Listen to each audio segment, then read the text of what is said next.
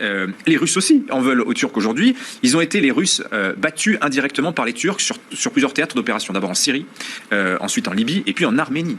Je dis indirectement parce que ce n'est pas l'armée russe en direct, mais leurs alliés, les gens que les Russes soutiennent, battus par ce fameux drone dont on parle beaucoup ces derniers temps.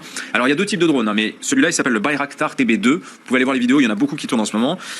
C'est un drone low cost qui est en train de révolutionner la guerre, très concrètement. Hein. Il peut battre des tanks, il peut battre des colonnes de véhicules, il peut détruire des DCA. Comment effectivement ce drone, même dans la guerre, on l'avait vu récemment, il y a un an, on commence à beaucoup changer la donne. Ah oui, et puis surtout ce drone, il est moins cher que le missile qu'il faudrait envoyer pour le détruire. Donc vous voyez, économiquement, il y a un vrai sujet. Et l'Ukraine en a passé commande il y a 2 ans, vous imaginez que les Russes, ça leur plaît pas. Donc vous voyez, tout ça, ça fait beaucoup au débit de la Turquie.